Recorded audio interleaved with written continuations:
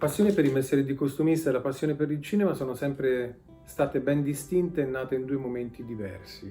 La passione per l'abbigliamento mi è nata frequentando la sartoria dove la mia nonna materna lavorava e vedere per me da bambino le stoffe che da bidimensionali arrotolate diventavano tridimensionali su manichino era una magia.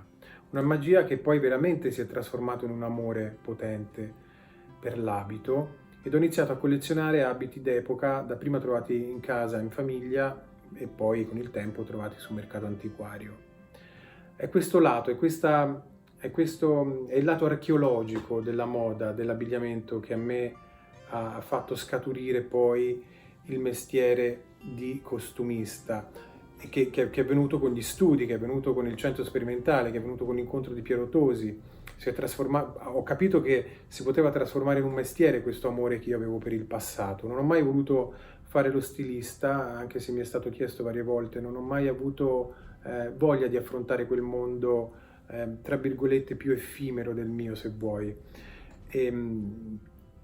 Cinema per me è realizzare un sogno, è realizzare tutto ciò che io ho studiato, tutto ciò che è il mio bagaglio culturale, tutto quella che è la mia passione nella ricreazione di abiti, perché io non credo nella parola creare nell'abbigliamento, ma credo nella parola ricreare, ricreare un mondo passato, un mondo che non esiste più, che poi si trasforma magicamente sullo schermo e aiuta l'attore a entrare in un personaggio ed aiuta lo spettatore a calarsi in un mondo fatto di magia, appunto.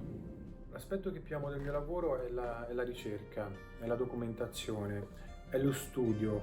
Io passo nottate intere a guardare libri e abiti d'epoca per poi arrivare il giorno dopo in sartoria e tradurre il mio pensiero in verità. Non parlo di studio solo per la storicità, ma anche per la contemporaneità. Per me affrontare un progetto contemporaneo è molto più difficile. Il passato è chiuso, quindi puoi sapere tutto e puoi vedere tutto. Il contemporaneo, avendolo davanti agli occhi, ti crea a volte una specie di distorsione. Per questo amo molto mischiare il moderno al vintage, in modo che allo spettatore arrivi il senso di verità di quello che noi siamo fatti, perché noi nell'armadio non abbiamo cose all'ultima moda, siamo fatti di vintage. La parte invece che mi fa più soffrire è il tempo, non è mai per me abbastanza. A me mi devono togliere gli abiti da sottomano perché posso continuare a pensarci e a cambiarli all'infinito. Molte volte anche la mattina stessa, prima che vadano a girare gli attori, faccio diventare pazzi i sarti perché cambio idea su delle robe a volte impossibili da realizzare, ma grazie a Dio il mio team è pieno di gente meravigliosa che mi aiuta in questo sempre. Il modo migliore per imparare ad avere la possibilità di fare il mio mestiere è quello di studiare. Studiare, studiare, studiare. Io dico sempre a chi mi contatta, a chi mi telefona, a chi vuole dei consigli. Faccio un esempio stupido, faccio l'esempio di Picasso.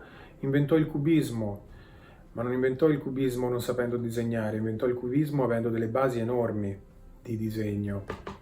Ed è questo secondo me che è la forza di un costumista, il sapere il periodo che devi andare a rappresentare in modo che tu puoi trarne l'essenza e farla tua e poi farla arrivare sullo schermo.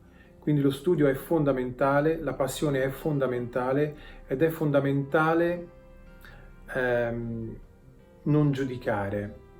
È fondamentale non soffermarsi sul il bello o il brutto, perché è molto soggettivo. È fondamentale soffermarsi sul giusto e lo sbagliato, perché poi è quello che arriva al pubblico. Il giusto e lo sbagliato arriva al pubblico, il bello e il brutto non arriva mai.